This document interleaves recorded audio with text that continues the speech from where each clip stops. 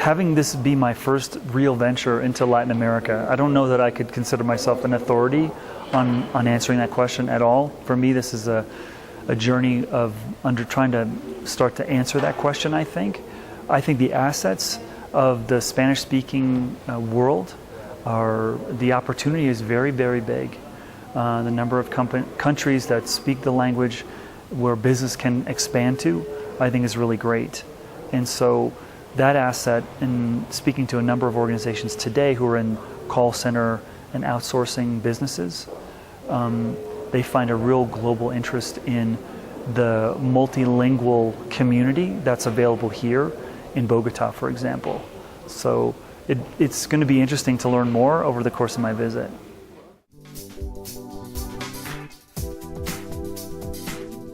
This is a great question, how to attract and retain great people in your company. You know, if you think about what is the number one driver of value creation in any business, it's the people. The people are delivering, the people are creating and innovating and contributing. And yet, for most of my professional career, the one area in every company that seems least invested in is the area of how you hire and develop and make sure you've got the best people to deliver the most incredible possible outcome that you can realize. This is why I love what I do. This is why my life is about being a talent advisor right now. And so if you're embarking on this mission and it's important to you to build a company that's going to create great value, it has to start with finding and getting the best people in the world in your organization. Not just someone to do the job, but someone world-class, if that's what you want. World-class results usually result from world-class people and teams and cultures. And so the recruiting process really starts with a couple of things. The first one is to understand, why does someone want to work for you? Why would someone, and what are you about? And who is the right kind of person that's going to thrive in your company? What are the skills, what are the temperaments, what are the backgrounds, experiences that really are going to provide someone to flourish? Because many times I see people make a mistake is, on paper, someone looks like they have the right experience to do the job. But what's missed is that they don't know how to operate in the stage that the company's in. They've been working in a company that's been going through a shrinking phase. They've never been in a rapid growth phase. And if you're hiring for rapid growth, even though someone's got the skill, they don't know how to apply that skill necessarily in the phase of evolution. So just like in marriage, one of the first things you need to do when you're recruiting your partner is to know who you are first. And I think that's probably the best first step any company can make.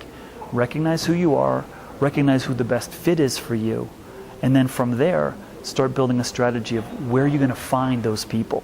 And today, what I think is really interesting is where people spend time is far different than where people spent time 10 years ago, if you follow me, right? Like, people are on the web more. They're connecting to communities of similar interests more, whereas before maybe they were going to a cafe and talking. It's different.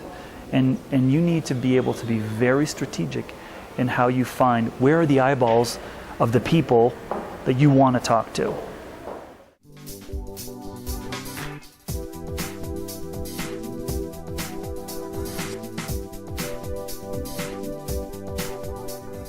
So you bring up something I think that's really worth talking about and thinking about in this era of hyper growth and technology companies. You said people, IT tech talent comes and goes. One of the interesting observations I've had in the last few years working in Silicon Valley is an increasing trend for technical talent to be drawn to a project more so than a company. And one of my theories is that the most vulnerable time for technical talent in your company is in between projects. So if you want to engage the mind and the interests of technical talent, you need to deliver what the next project is before the current project ends, and have that be something that's aligned with what that talent wants to do. Okay? This is no longer an era in this phase of telling the employee what they should do. This is an era of understanding what the employee wants to do and mapping that with what the company wants to achieve. Because if you have a lack of harmony there, the talent will go find what they want to do because they can and because it's easier to find than ever before. This is something that I think is really worth reflecting on if you're getting into the business of recruiting technical talent. In Silicon Valley, for example, I have many people approach me and say, Steve, we're thinking of opening an office in Silicon Valley because if you're a technical company, you need to have a presence there. And I say, why are you doing that? Do you know you're going to be next door to Apple and Google and Twitter and LinkedIn and Facebook? Why would someone want to work for you there? Good luck. And plus, it's incredibly expensive. That talent to live there is expensive, thus you have to pay people enough so they can afford to live there. It's rough. It's really rough. So think long and hard about that, right? And this is the other thing that's, I think, fun and challenging and interesting about recruiting this technical talent. It is a little bit fickle. It is a little bit challenging to manage. It's a profession where people are trained to solve problems and look at things from very unique perspectives. And how you engage that community is really important.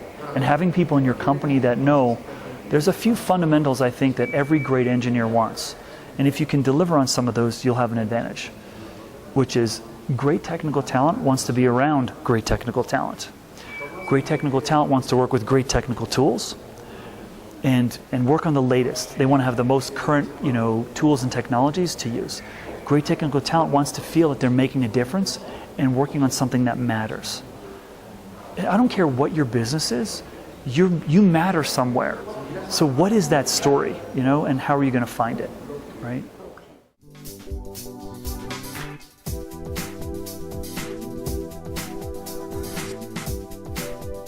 My experience at LinkedIn taught me that when we had an executive team, most of whom had never done anything like we were about to do, and yet we achieved a really phenomenal result, I think there's a lesson there. And that is, you don't always have to have done something before to do something great. But what you need to have is the desire. And I think we have put too much emphasis, and we do place too much emphasis on experience over talent. Like just because someone's done it before somewhere else doesn't mean they will do it great in your organization.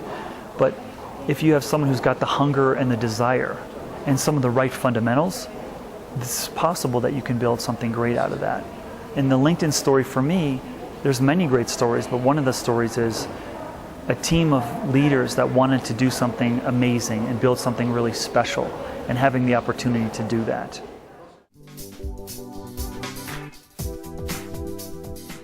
Wow, I think if I had the answer to that, I would be a retired and incredibly wealthy person right now. I don't know that I can answer what skills are required for innovation. What I would offer is that I've given this concept of innovation a ton of thought over my career, over my life. And I think what's probably more valuable to think about is what environment produces the most innovation possibilities. And I think today, what companies, organizations, teams, schools, whatever, wherever you are, what you need to think about is what settings produce the best outcomes. For example, if you take a human being is more likely to produce something great in a safe environment. If there's a threat, if they feel threatened in an environment, they're going to be thinking more about their safety, their job security, or pleasing their boss than building something that's going to change the game. So that's the first thing that I would think about is, what is the right setting that's going to inspire that? The second thing is, how do I unlock everything in the minds of my employees? How do I create a place where ideas are exchanged, where people grow from the benefit of other ideas, and they share, and 1 + 1 = 3. You know what I mean? There was a book that I read years ago. In fact, it was given to me by the founder of LinkedIn, which I think is really powerful. This book is called Regional Advantage.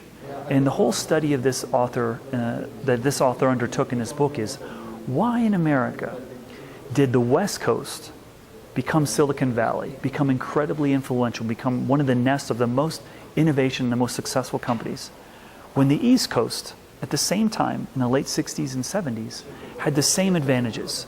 Great universities, Harvard, MIT, big companies, Wang, Digital. And the West Coast had Stanford and Berkeley, San Jose State. They had some similar highly respected universities, and they had a semiconductor company called Fairchild Semiconductor. What was different? Why did the innovation explode here, and why did it not explode here? And what the author concluded was, In Silicon Valley, the ideas were shared between companies, between people. It wasn't so proprietary. People weren't holding on. The idea trumped the proprietary ownership. It wasn't as territorial. On the East Coast, it was about my idea. I'm not going to share with you. And so I think cultures of sharing where the idea is prime are going to unlock more innovation. And I think it's a super book if anyone's got interest in reading it to explore that. And then I think you come down to another element which is above this in an organization is what kind of leadership and what kind of infrastructure enables communication. And I find one that's more fluid. I think the more rigid and hierarchical drives information flow in very structured ways. And ideas and innovation, I don't think is a product of structure. I think sometimes it's the product of organic creation. And so that's very uncomfortable for big organizations. What do you mean no org structure? How do we do that? And so I don't have a formula for it, but I think those are some things, that's how I think about it anyway.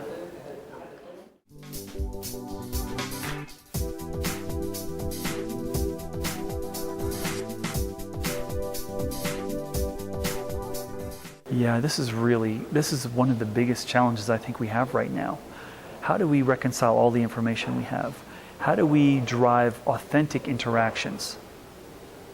I've had situations in my personal life, in my work life, where if you go into a restaurant today, for example, or if you walk into a conference room in a company, people are engaging their cell phone or their technology more than they are with an authentic relationship.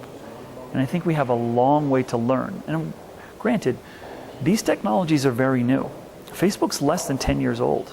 Twitter's less than 10 years old. LinkedIn just turned 11 this past May. And it's all new and it's evolving. And I think we're trying to learn.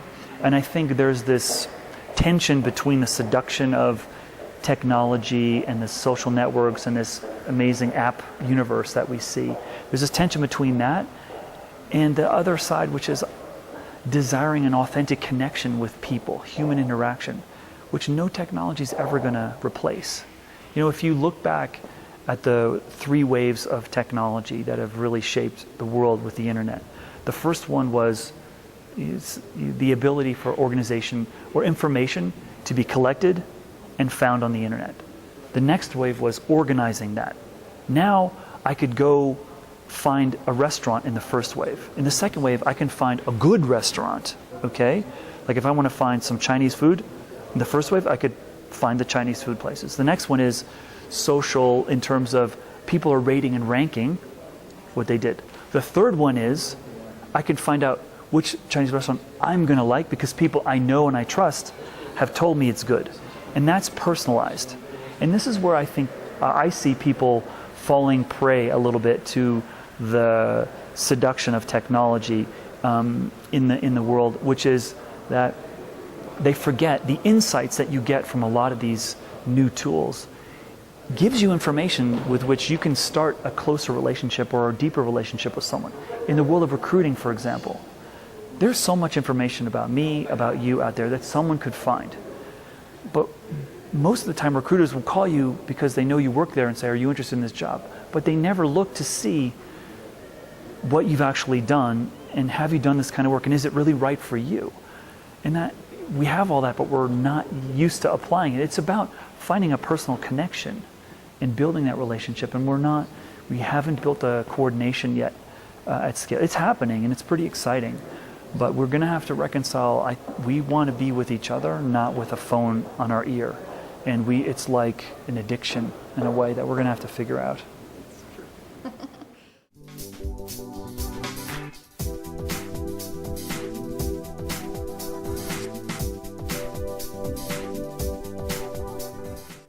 The best word that I can say to help smaller organizations leverage social media is voice and brand. You have more opportunities to tell your story in your special way and to build a brand that's going to draw attention to what's special and unique about you than you ever had before for almost no money. You don't need to pay an advertising firm to do that. Look at your assets, collect them and assemble them, and put them in the community. And I think the best way to do that is to engage your employees. To ask them, do you like working here? Do you like being here? You do? Great. Can you go tell the world about it if that's what you want? And tell them why it's great, and tell them what it's like to work here. Part of me believes that candidates would rather have information where you have an employee who tapes a GoPro camera to their head and runs around the office and shows, like, this is what it's like here. This is the culture. These are the people I talk to. This is the espresso machine. This is the food we eat. This is the cubicle I work in. Then a boring job description that says nothing. You need this level of experience. You need to have worked in these companies. Tells you nothing. Social media gives you texture. It gives you the chance to show character and life and culture. Those are tools that a small, medium, anyone can use. I've got my own business. I'm by myself. I built a website to tell my story, and I have fun with that. And I learn, and I get feedback from the community too. Hey, that page you built, that's horrible. You need to fix that, or you made a mistake here. So that's one way, brand voice. Second way is put your voice and your brand in the communities of places where your customers are hanging out. Okay? Find what social places they're spending time. And that's where you want to be having conversations. And this is what I think social networks provide, is an opportunity to engage with customers, not just employees, customers, in ways that we've never done before. And again, this is evolving all the time. But the possibilities are really exciting.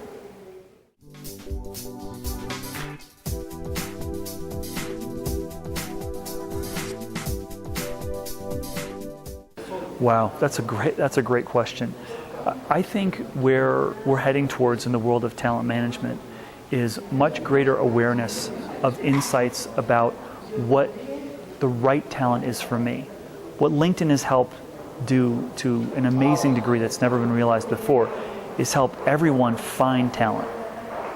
What it hasn't done yet, and what I believe the next wave is organizations being able to find the right talent. Okay? I can find more financial advisors than I could ever before on LinkedIn. But what's the right one for me? And I think this intelligence around finding the right fit for you as an individual in a company, and the right fit for the company to find the right person who's going to really do great, understanding the talent, I believe is the next wave for us. And I call it, predictive analytics is the expression that I use, using data more. A lot of times people hire on gut instinct. Oh, I like this person. It feels right. I think they're going to do good. And I think now we've got, I can prove that they've done exactly what we need done in these other environments that are similar to our environment. They've worked with people that I know, because I can see it in the data, that are like the people that worked here. The chances of them doing really well here are high. So we're mitigating the risks in recruiting and being more, I think, intelligent around making those choices. It's almost like you have a running start in a relationship now, because before you even meet somebody, you have already recognized things that you share in common. You went to the same school, or you spent a year in Spain together around the same time, or you both have children, or you both coach sports. That is a quicker path to building a bond.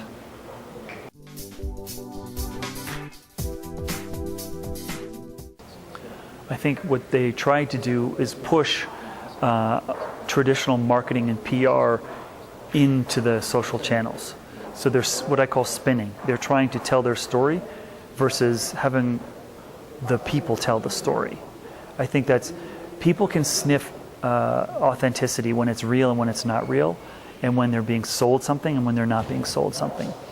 I think that's one of the biggest mistakes that people make, is not recognizing this is a platform for real expression. Yes, you can put ads in there, and yes, you could say things. For example, there's a site in the States that started as restaurant reviews, and now it reviews everything, called Yelp. I don't know if it's something that's reached here, but I'm sure there's something comparable, where patrons of a business can write a review about that business. What started to happen was patrons were paying people to write reviews about them. They're gaming the system, okay? That's a mistake.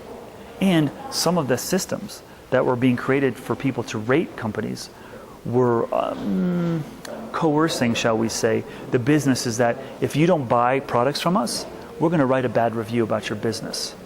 So this is, it's a Wild West. It's the new frontier. It's crazy. It's crazy land. We're still figuring it out.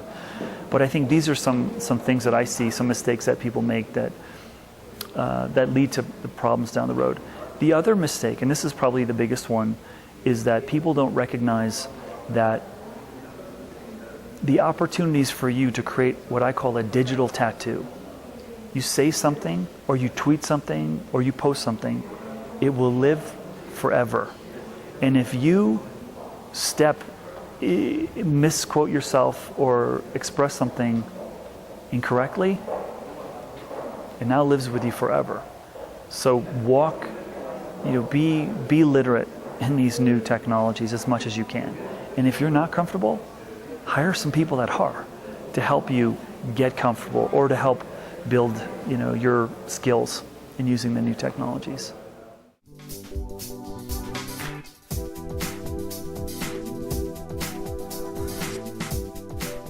What this new frontier of digital footprints is creating is an opportunity for people to talk about you as a leader or talk about your company and have that be archived and cataloged and indexed and live forever. And I think that the people who are not aware of that may fall prey to the fact that their brand is being built by somebody else, their company brand, their own. And I think it's incumbent upon all of us to recognize that having a brand that's managed the way you want it managed, that represents you in the best possible light, and LinkedIn profile is a phenomenal way to start that process, is a worthy investment, especially if you're in a business of technology, wherever that sits. If you're not, you're still likely to have people want to know about you and what your brand is. I'll give you a great story that I think helped me a little bit, but also helped the person that I was interacting with understand the power of brand. I was invited to a massive company in the United States a few years ago when I was at LinkedIn. The people I was meeting with ran the whole diversity program for that company. The day I met with them, they came into the meeting very frustrated, and they said, "Can you help us with diversity? You're LinkedIn. I mean, what, and they were very skeptical. What can you do to help me with diversity?" And I'd done a little preparation for the meeting, and I said, as I understand it, you are the head of diversity for this company, which has over 100,000 people in 50 companies around the world. Yes, I am. Okay, so if I'm a candidate interested in diversity in your company, when I look at your LinkedIn profile, what do I find? And so I pulled up her profile, and I found her title, Head of Diversity. I said, so what does that tell me? It tells me nothing. It tells me that's what your job is. Let me pull up 2 other profiles of leaders of diversity in your competitors, and let me show you what they're saying. Look at this one. This man has written articles about diversity. This man's showing videos of his CEO talking about diversity. This man's showing all the metrics of the diversity of his population of employees and the scholarships they're giving and the recognition that they've got in the community for their investment in community relations around diversity. Do you see the difference here? Do you see what your brand tells me? Your brand tells me nothing. And you may have an incredible story. Do you have one? She said, yeah, we definitely do. I said, so are you interested in learning more? And she said, oh yeah. And so it came from, them moving from looking at their watches, when's the meeting going to end, to tell me more, I want that. And I said, this matters. She may have thought, well, why do I want a profile? Everyone's going to bug me about LinkedIn stuff, and I get all these requests. Actually, candidates are looking at you as a representative of something that means something to them. What story are you telling them? Nothing? Or something really rich and robust? And that, I think, is probably the best way to think about lost opportunities that people have when they don't think about brand, right? There's so many assets that you have, and I do not proclaim to be a master here, but I happen to have sat in the front row for a few years at a company that's done some pretty incredible stuff, and I've seen a lot and made a lot of mistakes and learned a lot of stuff.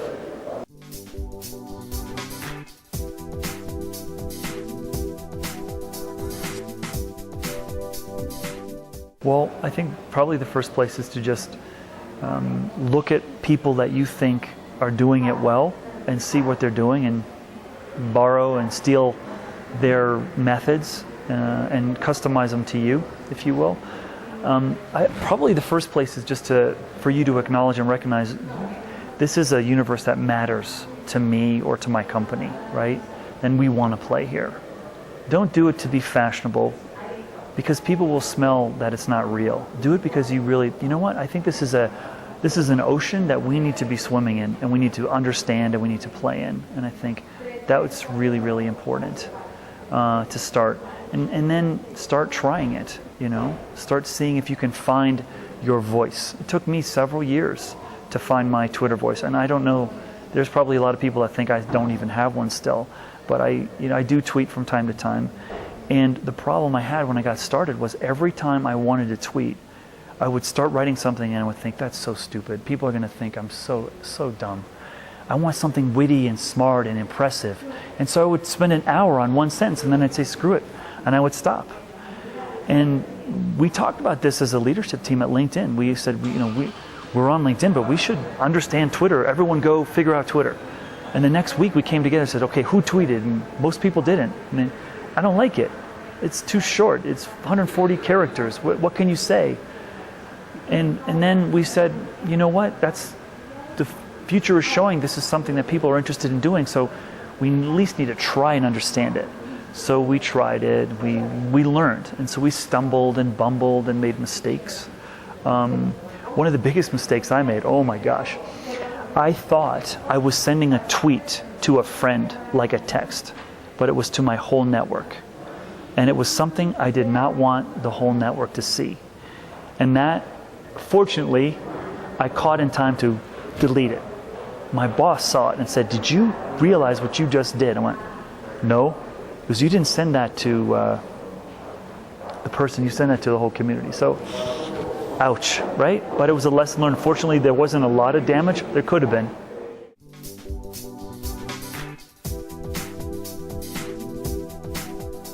I think the best way to look at it is that anything you say, even out of social media, but in a group setting, on email, even if it's private, you need to recognize how you need to expect and think about that you should be expressing yourself in a way that anyone reading this would understand what you're doing.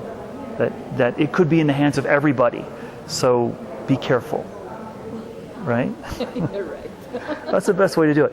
But at the same time, this is where the challenge comes in, because if you want to be edgy and you want to be unique,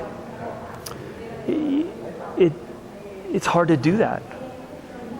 Because if you want to not upset a certain contingency, or you don't want to piss someone off, you come across as just being boring, right? And plain and vanilla. So how do you find your character in a witty, unique, insightful way that's consistent with who you are without causing problems? And maybe you don't care. Maybe you just say, screw it, I don't care what people think. And I'm too conservative to do that, but maybe there's some people who are.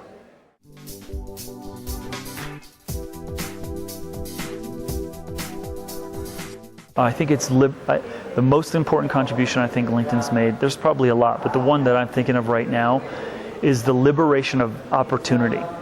Companies cannot hide their people from the world anymore. And companies cannot hide poor managers from the world anymore. Because people will talk if they are not happy. Maybe they'll do it anonymously if they're fearing retribution. But it's created a much more efficient market. And let me explain what I mean by that. And by the way, when I interviewed with LinkedIn, I was so excited by this that I couldn't sleep for a week, because I saw what was going to happen. In that managers are going to have to be better managers, because employees and people are going to see more opportunities of choice that they have now by going to LinkedIn than they've ever had before. So if you have to now not keep people at your company because they're not aware of other opportunities, you have to keep your people because they want to be there and you want to make it the place they want to be, right? This was the first revolution that LinkedIn faced when they released their product. companies said to their employees, you cannot use LinkedIn. And we said, well, why aren't you letting your employees use LinkedIn? Because they're going to use it to find another job. And we said, well, right. But don't you want the employees that don't want to be here, don't you want them to leave anyway? Well, yeah. And don't you want people to be here because they want to be here, not because they're a prisoner or unaware of other opportunities? Well, yeah. And keep in mind, in Silicon Valley, this is the universe that I've been swimming in. I recognize in other parts of the world, the massive amounts of opportunity don't necessarily exist. I do think in the technology space, there are enormous opportunities and still are in front of us. But that's what LinkedIn has really changed the game more than anything, is created this transparent exposure of great talent. And now what should happen is the best talent should find the best opportunities for themselves easier than they ever have been able to before. And everyone should benefit for that. Companies should be better, employees should be happier. It's very altruistic, I know, and you may wonder, what was I smoking before this interview? But I do think that's possible. I think it's very possible. And I think that's what's exciting about what's in front of us. And we're just starting. We're just at the beginning steps of this. Well, Steve, thank you. It's been my pleasure. Thank you so very much. much. Yeah.